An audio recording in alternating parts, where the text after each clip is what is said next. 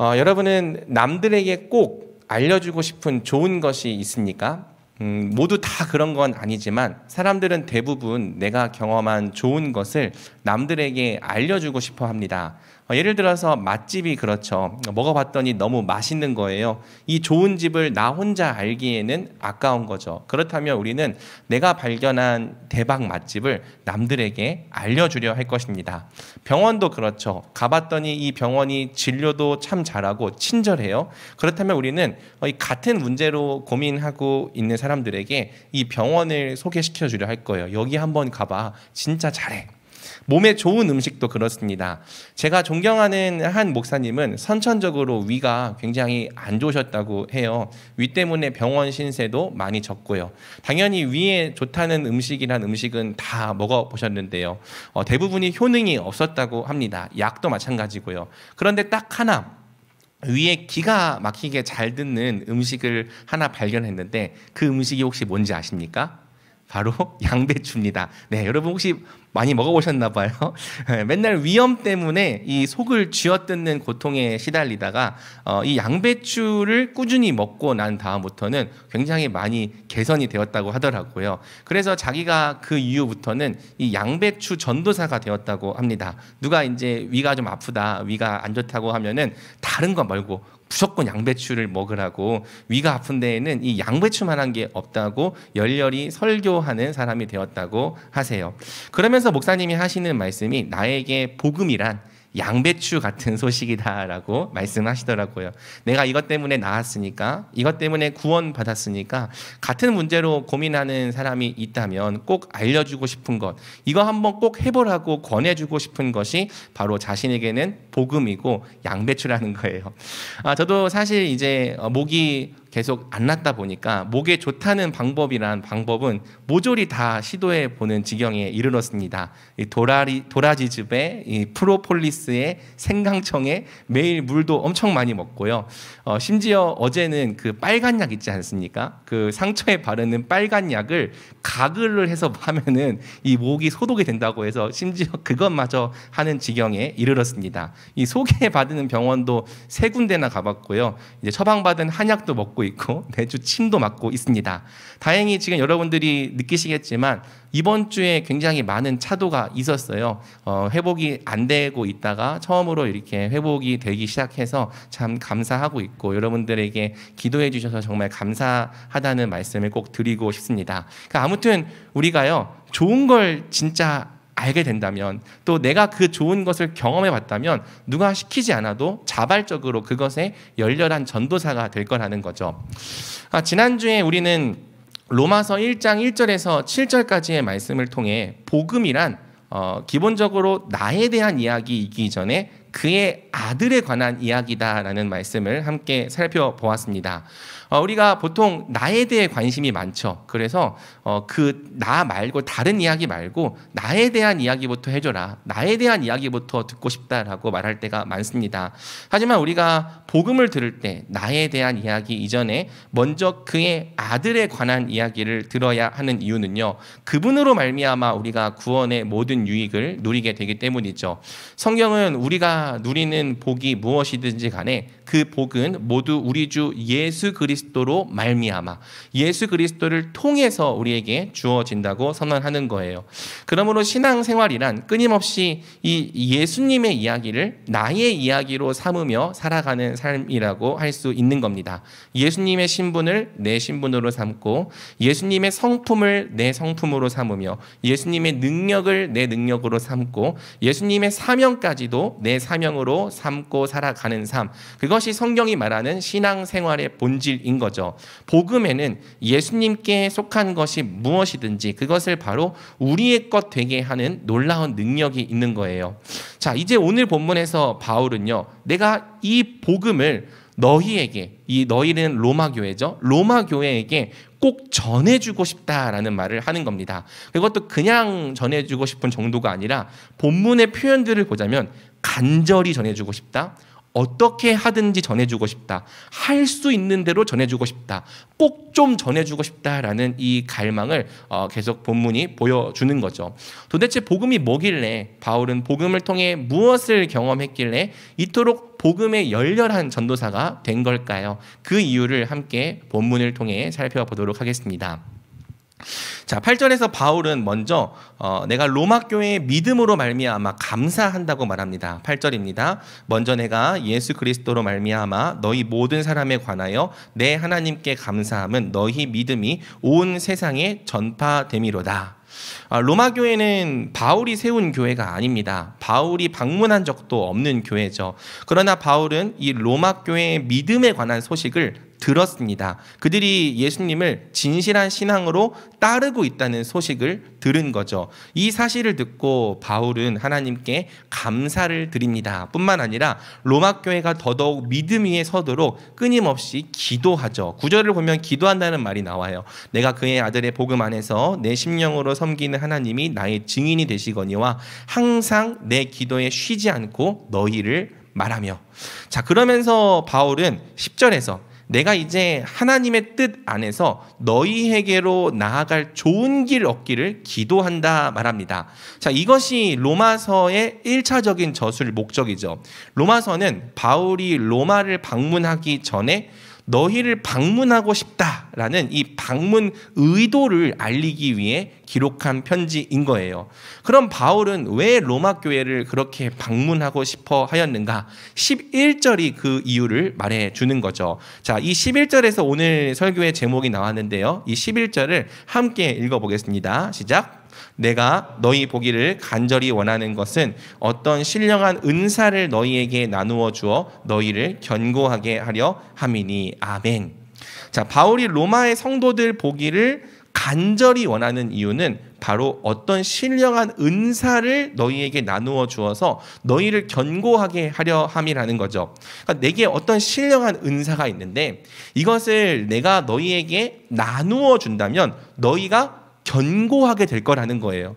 물론 너희가 이미 예수님을 잘 믿고 있지만, 로마 교회는 불신자들이 아니라 예수님을 잘 믿고 있는 교회였죠. 너희가 이미 예수님을 잘 믿고 있지만 거기에 더해서 이 신령한 은사를 내가 너희에게 전해주기만 한다면 너희의 믿음이 지금보다도 훨씬 더 견고해질 거라는 것입니다. 자, 뿐만 아니라 12절 바울은 내가 이것을 너희에게 나누어 주면 나와 너희가 서로의 믿음으로 말미암아 피차 안위를 받게 될 것이라고 말하는 거죠. 그러니까 이 신령한 은사를 나누어 주면 너희만 견고해지는 게 아니라 이 복음을 가지고 교제를 나누는 너와 나 모두 다 안위를 받게 될 것이다. 위로를 받게 될 것이다. 바울은 말하는 거예요. 도대체 이 신령한 은사가 무엇이기에? 마지막으로 13절은 내가 이 신령한 은사를 너희에게 나누어 주기만 한다면 너희가 열매를 맺게 될 것이라고 말하는 거죠. 13절입니다. 형제들아, 내가 여러 번 너희에게 가고자 한 것을 너희가 모르기를 원하지 아니하노니 이는 너희 중에서도 다른 이방인 중에서와 같이 열매를 맺게 하려 함이로되 지금까지 길이 막혔도다.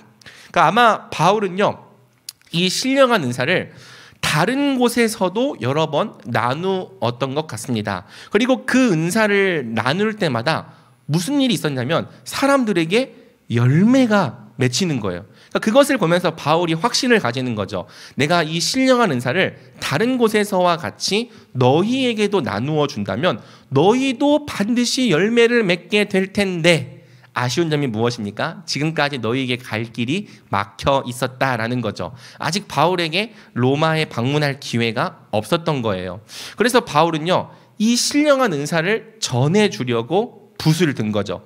직접 가지 못하기 때문에 편지로라도 써서 내가 너희에게 전해주겠다는 겁니다. 이것이 로마서가 기록된 또 하나의 목적이라고 할 수 있는 거죠. 그러니까 만약 로마서가 내가 너희를 방문하겠다라는 방문 의도만 알리려는 편지였다면 이렇게까지 길어질 필요는 없었을 거예요. 왜 로마서가 이렇게 길어졌느냐? 내가 너희 보기를 간절히 원하는 것은 어떤 신령한 은사를 너희에게 나누어 주어 너희를 견고하게 하려 함이니 바로 이 신령한 은사를 어떻게든지 너희에게 나누어 주고 싶다는 것입니다.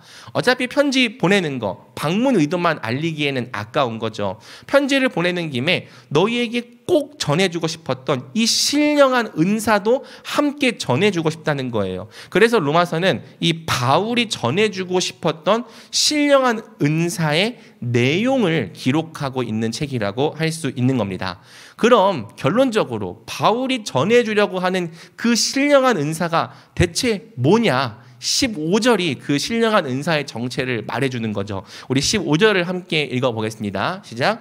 그러므로 나는 할 수 있는 대로 로마에 있는 너희에게도 복음 전하기를 원하노라.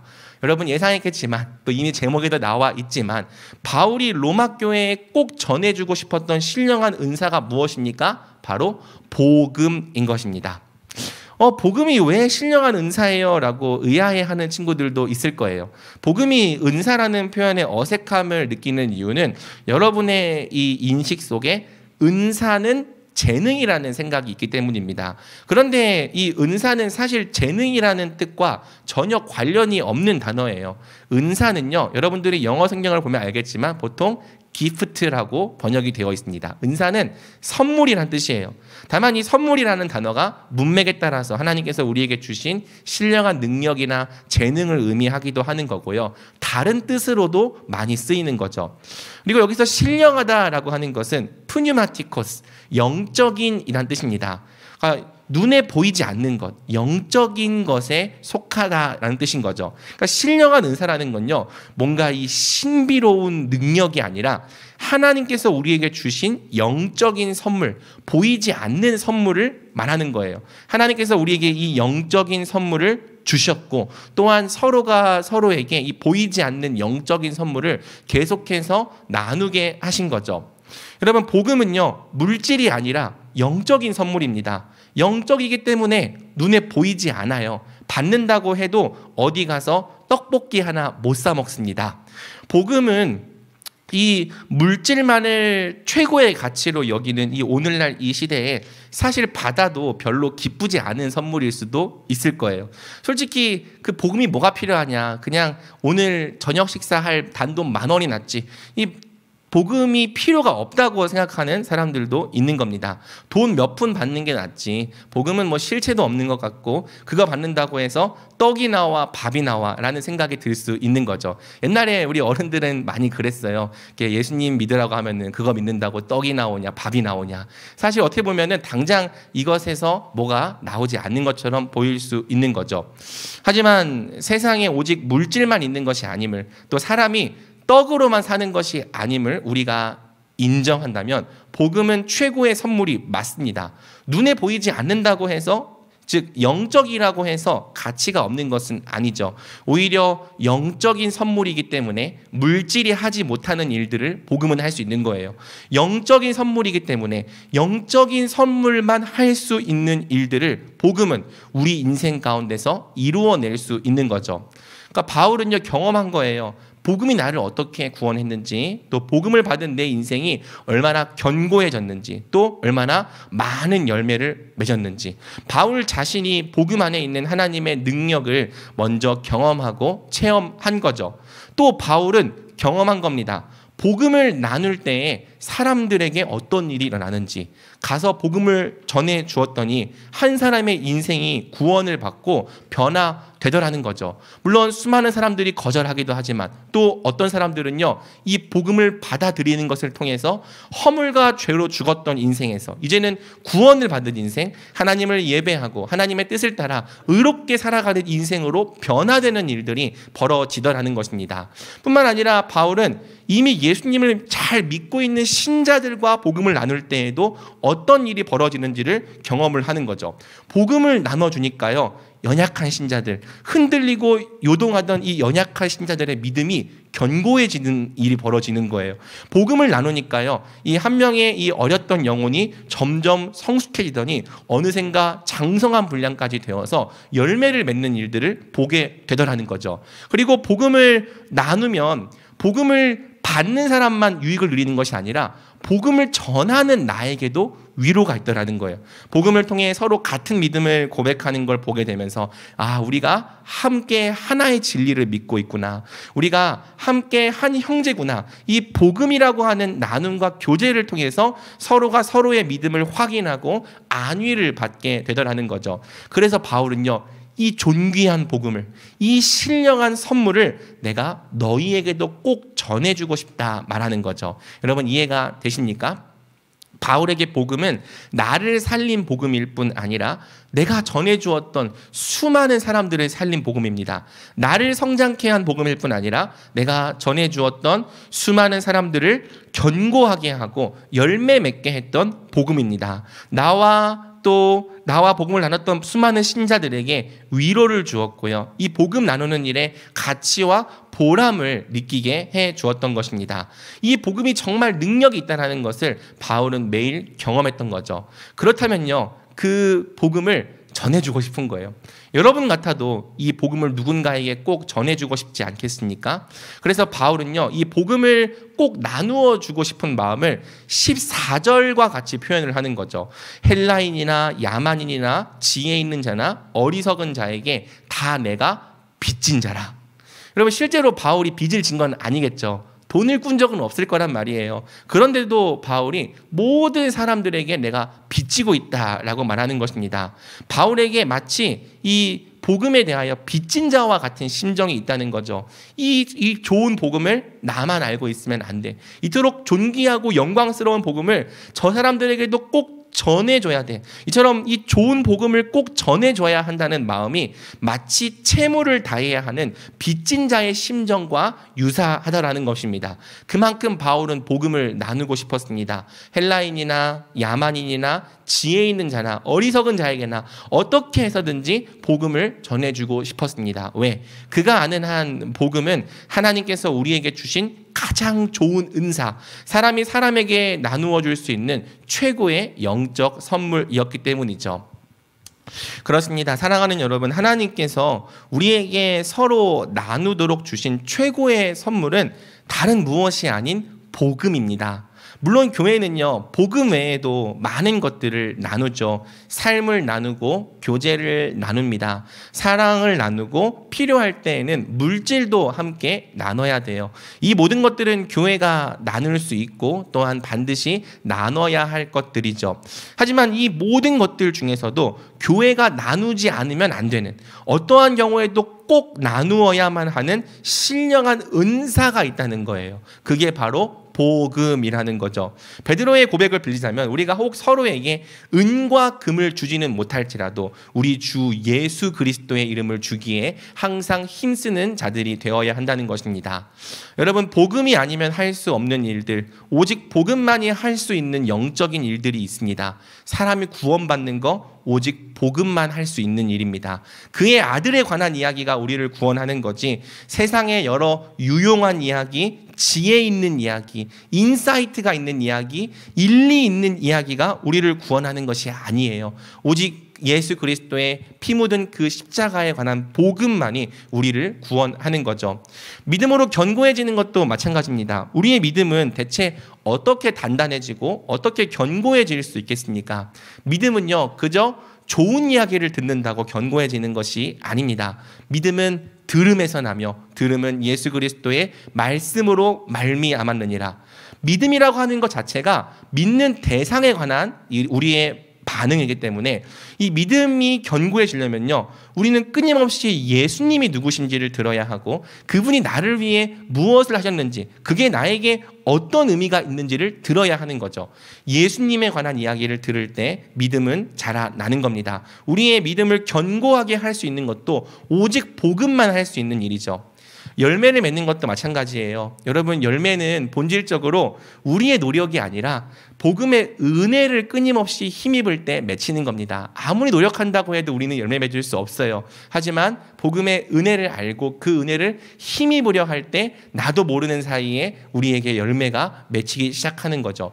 예수님의 주되심을 더 깊이 신뢰하고 예수님께서 오늘 내 안에 행하고 계신 일들을 더욱 의지하고 신뢰할 때, 날마다 예수님으로 말미암아 살려고 할 때 우리 안에는 본래 없었던 성령의 열매들이 주렁주렁 맺히게 되는 겁니다.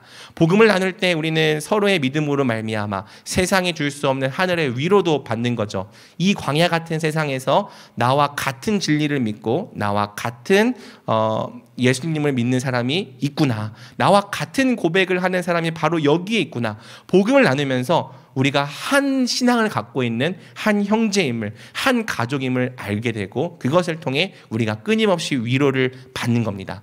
복음은 눈에 보이지 않는 영적인 선물이지만 물질이 할 수 없는 수많은 일들을 우리 가운데 이루어냅니다. 그리고 사람은 물질만으로 이루어진 존재가 아니요, 영적인 존재로 창조되었기 때문에 바로 이 복음으로 말미암아 살게 되는 거죠. 말씀하는 것과 같이 우리는 떡으로만 사는 것이 아니요, 오직 하나님의 말씀, 그 중에서도 하나님께서 우리를 위하여 베푸신 그 은혜의 복음으로 말미암아 살게 되는 겁니다.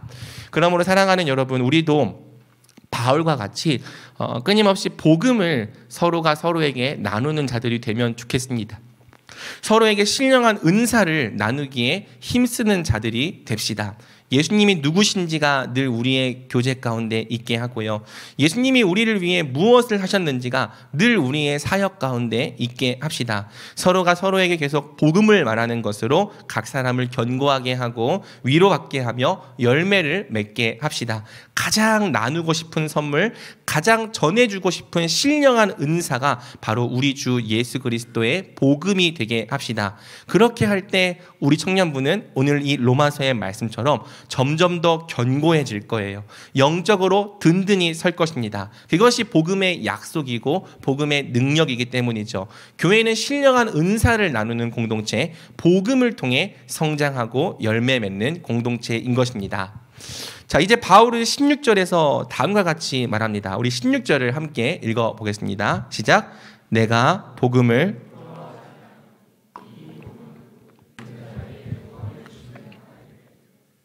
먼저는 유대인에게요, 그리고 헬라인에게로다. 자, 바울은 복음이 하나님께서 우리에게 주신 신령한 은사라고 말하면서 내가 이 복음을 부끄러워하지 않는다 말합니다. 이 복음은 모든 믿는 자에게 구원을 주시는 하나님의 능력이 되기 때문이죠. 여러분, 사실 복음을 부끄러워하지 않는다는 것은 적어도 바울에게 있어서만큼은 역설적인 표현이에요. 인간적으로 볼 때 바울만큼 복음이 부끄러울 사람이 없을 거기 때문입니다. 바울이 고린도후서 11장에서 자신이 복음 때문에 당해야 했던 수치를 이렇게 설명하고 있습니다.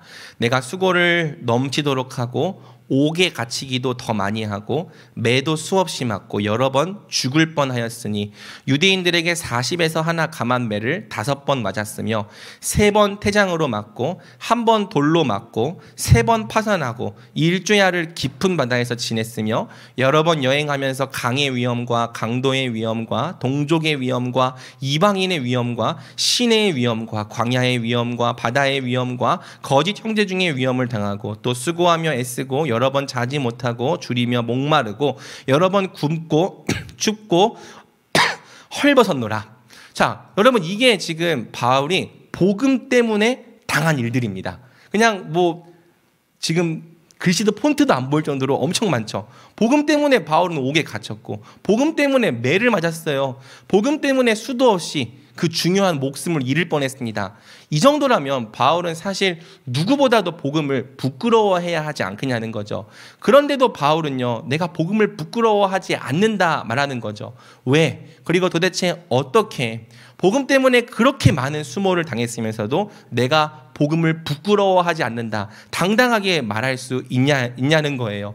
그 이유가 뭐라고요? 이 복음은 모든 믿는 자에게 구원을 주시는 하나님의 능력이 됨이라. 바로 이 복음이 모든 믿는 자를 구원하는 하나님의 능력임을 바울은 믿기 때문이죠. 바울 자신이 이 복음으로 구원받았기 때문이에요. 뿐만 아니라 바울이 이 복음으로 구원받는 사람들을 수도 없이 자기 눈으로 보았기 때문이죠. 그 사실을 알기에, 그 사실을 보았기에, 그 사실을 경험했기에 바울은 그토록 모진 수모와 고난을 당하면서도 복음을 절대로 부끄러워할 수가 없었던 거죠. 도리어 복음이 하는 일들을 생각하면 항상 이 복음이 자랑스러운 겁니다. 복음은 모든 믿는 자에게 구원을 주시는 하나님의 능력이다. 그렇기 때문에 나는 이 복음이 너무나도 자랑스럽고 모든 사람에게 전해주고 싶다. 이 마음이 있었기 때문에 바울은 수치와 고난 중에도 복음을 부끄러워하지 않고 도리어 담대히 복음을 증거할 수 있었던 거죠. 같은 은혜와 같은 고백이 우리에게 있으면 좋겠습니다. 여러분은 어떻습니까? 여러분은 복음이 자랑스럽습니까? 아니면 부끄럽습니까? 복음이 혹시 너무 부끄러워서 늘 감추고 싶은 것은 아닙니까? 분명 무신론이 팽배한 21세기 대한민국 사회에서 나는 예수 믿는 사람입니다 드러내며 사는 것은 상당히 용기가 필요한 일이죠. 내가 믿는 진리는 바로 이런 것입니다. 복음의 내용을 증거하는 일은 어쩌면 그보다도 훨씬 더 많은 용기를 필요로 하는 일일지 모르겠어요. 우리는 우리가 믿는 이 복음의 내용을 남들에게 증거할 때 어떤 반응이 돌아올지를 대충 예상하고 있는 거죠. 무관심하거나 무반응하거나 조롱하거나 한심하게 여기거나 어디 이상한 종교에 빠진 사람으로 취급하거나 어떤 대우를 받을지에 대해서 대충 예상을 하고 있는 겁니다. 그래서 사실은요, 우리가 이 복음으로 당하는 일들 때문에 복음을 부끄러워하는 거죠. 교회 다닌다는 것까지는 뭐 사람들이 알 수 있다 치더라도 내가 어떤 내용을 어떻게 믿고 있는지까지를 사람들이 알게 되는 것은 좀 두려운 것입니다. 뭐? 죽은 다음에 천국과 지옥 심판이 있다고? 나중에 예수가 다시 온다고? 사람이 죽지 않고 영원히 살 거라고? 네가 부활할 거라고? 너 진심이야? 그걸 진짜 믿고 살아? 우리의 믿음이 또는 우리의 신앙이 사람들에게 우습게 여김당할까 봐 무서운 거죠. 하지만 사랑하는 여러분, 만약 우리 자신이 복음으로 살림받았다면 우리를 살린 이 복음을 결코 부끄러워하지 맙시다. 또 복음으로 구원받았다고 말하는 사람들이 우리 옆에 이토록 많이 앉아 있다면 우리 복음을 수치스럽게 여기지도 맙시다. 만약 우리가 복음을 부끄러워한다면 우리 자신과 구원받은 형제들과 우리를 위하여 자기 아들을 십자가에서 내어주신 그 하나님을 다 부끄러운 자로 만드는 거죠. 예수님께서 말씀하셨습니다. 이 음란하고 죄 많은 세대에서 나와 내 말을 부끄러워한다면 예수님도 우리를 부끄러워하시겠다고요. 사랑하는 여러분, 복음은요 결코 부끄러운 것이 아닙니다. 도리어 복음은 자랑스럽죠. 복음은 모든 믿는 자에게 구원을 주시는 하나님의 능력이 되기 때문입니다. 그렇기 때문에 누군가 우리에게 이 소망에 관하여 물어보는 사람이 있다면 우리가 얼마든지 이 복음에 대해서 자랑스럽게 증거할 수 있는 거죠. 저와 여러분 모두에게 복음이 항상 자랑스럽기를 소망합니다. 누구에게든지 자랑하고 싶고 누구에게든지 전해주고 싶은 신령한 은사이기를 소망합니다. 이 마음이 우리 가운데 확실하게 준비된다면 우리는 어디에 있든지, 집에 있든지 학교에 있든지 직장에 있든지 대전에 있든지 제주에 있든지 어디서든지 항상 복음을 담대하고 자랑스럽게 전파할 수 있는 거죠. 말씀을 맺겠습니다. 자, 바울은 이제 이 로마서의 서론 단락을 마무리하면서 17절에서 다음과 같이 말합니다. 우리 17절 말씀을 함께 한 목소리로 읽어보겠습니다. 시작. 복음에는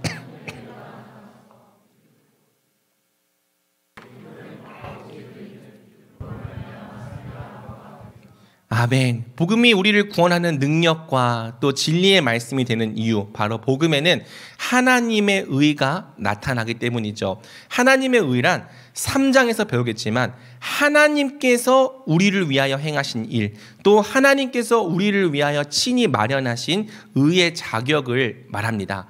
복음은요, 우리에게 하나님이 하신 일을 알려주는 거죠. 하나님께서 죄인인 우리를 위해 어떤 일을 하셨고 또 어떤 일을 하고 계시는지, 앞으로 어떤 일을 하실지 하나님의 의를 알게 하는 거예요. 그래서 나의 의, 나의 가능성, 내 능력, 내 지혜를 내려놓고 하나님의 의를 붙들게 만드는 거죠. 이것이 우리를 구원받게 하는 이유인 겁니다.